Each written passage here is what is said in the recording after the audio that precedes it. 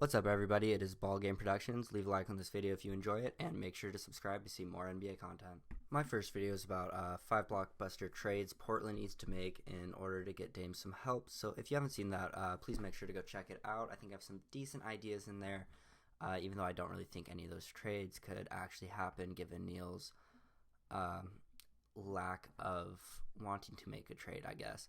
But this video I'm going to talk about a couple of smaller moves the Blazers can make in order to make sure this offseason wasn't a whole lot of nothing.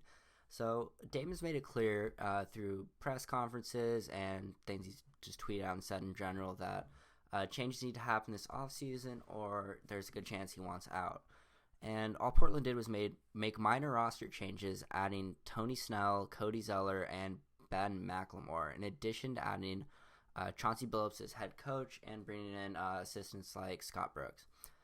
They were thankfully able to retain Norm Powell on a decent contract, but outside of this, they have been fairly quiet. And unfortunately, I was going into this offseason confident we would make changes until I watched Neil O'Shea's end-of-season press conference.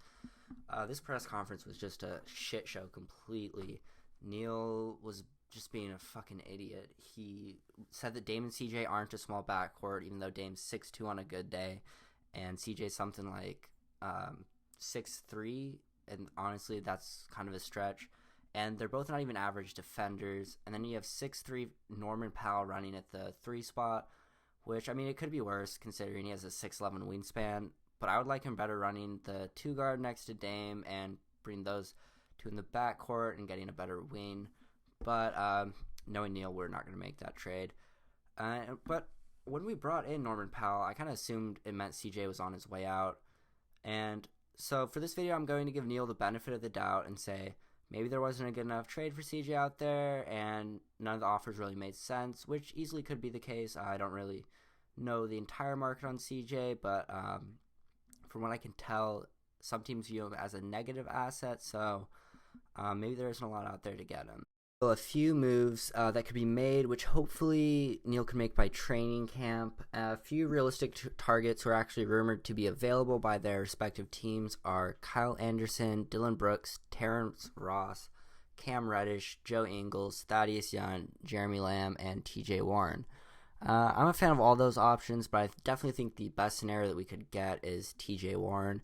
He's a tall forward who can put the ball in the hoop, and he's proven himself as a solid player, but it would depend on Indiana's asking price. They'd want Derrick Jones Jr., who would have to be traded in the majority of these scenarios as salary filler, considering he's on like upwards of $9 million contract, and a young player like Nasir Little and probably a pick in order to do this. And maybe Indiana could be talked down to something less, like CJ Ella being a pick, which would be a lot better of a deal if you ask me. And if we did this, we could start TJ Warren at the 3 and bring Norm or CJ off the bench. I think I'd kind of like to see CJ off the bench, see how he would play in a Manu Ginobili-esque role. But like I said, this trade is probably a little bit of a stretch considering I could see Indiana wanting a little bit more for TJ Warren or just trying to run it with their current roster considering they brought in a new coach. And they do have a decent roster, so I wouldn't be that surprised if they decided to run it back. Now, I'm still a big fan of Cam Reddish, and if we can get him for not too high of a price, I think he'd be a great pickup for us. But with that being said, I love Thad Young, but his salary is a little too much to make the deal work without giving up too much in return. Now, Terrence Ross and Dillon Brooks would be good pickups, but we don't need another scorer. We need defense, so that kind of rules out Terrence Ross in that matter. Dillon Brooks is a pretty good defender, so that wouldn't be a bad get by any means, but he does want the ball in his hands a lot, and he does take some questionable shots, and that's why I think his teammate Kyle Anderson is the most realistic and impactful pickup we can get. He's a savvy vet who can do a little bit of everything and would be a great pickup for the Blazers. Overall, though, picking up Kyle Anderson or anyone like that won't boost us into championship contention, but it will improve the roster.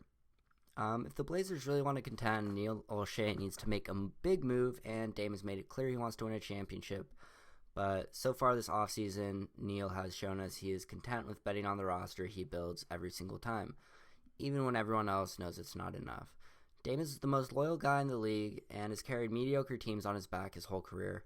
He really deserves a shot at winning in Portland. And with that being said, I really doubt Neil makes a serious move, but hey, I'd love to be proven wrong. Make sure to leave your thoughts in the comments below and leave a like on the video if you enjoyed it. I'll catch y'all later.